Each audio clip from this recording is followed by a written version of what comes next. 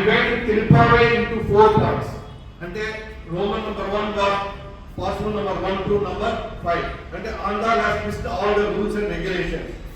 Part 2, that is Parsum 6 to 15 Parsum వరకు చాలా బాగా ఆండాల్ తల్లి చెప్తుంది మనం ఎట్లా దేవుడిగా సన్నిధి చేరుకోవాలి.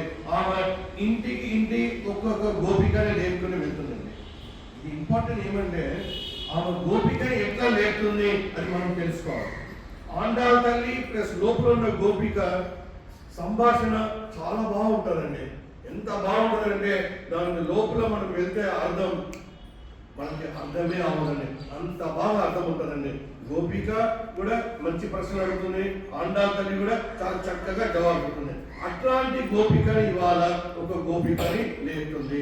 ఎట్లా లేపుతుందంటే చూడమ్మా, పక్షులన్నీ బయలుదేరిపోయింది, లేవమ్మా. ఇంకా పక్షులంటే ఇక్కడ ఆండాల్ తల్లి she is referring to the Garuda. అంటే గరుడని మనకు అందరికీ తెలుసండి.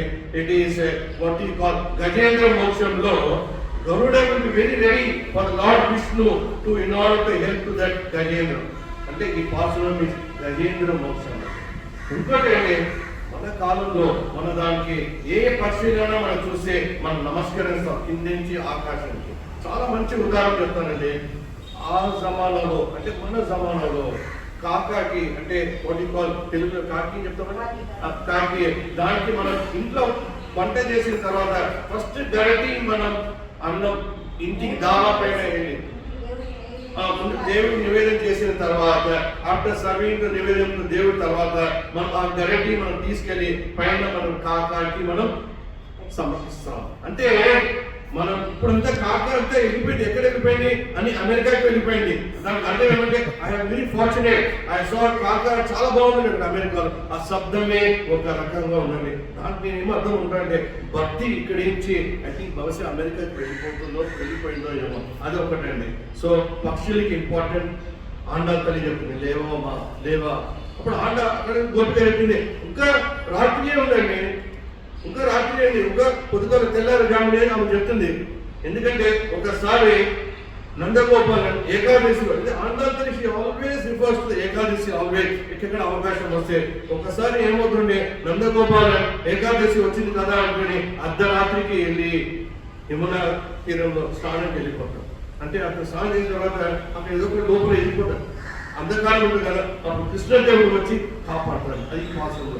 ఇంకోటండి, ఈ పాసంలో మహిమ ఏమంటే ఒకసారి డివోటీ, ఇది నేను చెప్తున్నానండి, ఇది గ్రంథంలో ఉందండి.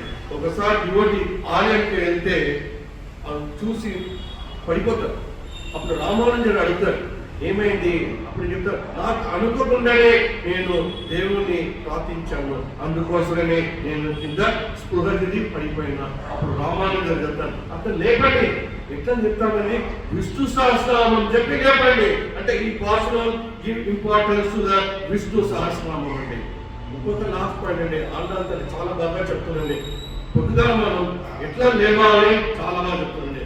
మంచం నుంచి రైట్ పాదమని ఫస్ట్ కింద పెట్టి 7 సార్లు హరినామం చెప్పాలండి. హరి హరి హరి హరి హరి చెప్పిన తర్వాతనే మనం లేవాలి. అంటే ఆండాల్ తల్లి గోపిక ద్వారా మనకి చెప్తుందండి మనం రోజు ఎట్లా పాటించాలి. సో పార్ట్ 2లో 6వ పాసురం ఒక గోపికని లేపుకొని మెల్లగా కృష్ణ పరమాత్మ దగ్గర బయలుదేరడం స్టార్ట్ చేయండి. రేపటి గోపిక మనం చూస్తాం. అంటే ఈ పాసురంలో ప్రతి పాసురం నుండి we can learn lot of things. First 5 pasuram నియమాలు చెప్పిందండి. మన 6వ పాసురం నుంచి ఒకరొకరు కలిసి గుడి దగ్గర వెళ్ళాలి, కృష్ణ పరమాత్మని పొందాలి. That's what is today's pasuram. Thank you my Acharya, thank you my గురుదేవ మధురామ. జై శ్రీరామ్, జై శ్రీమన్నారాయణ, జై గురు.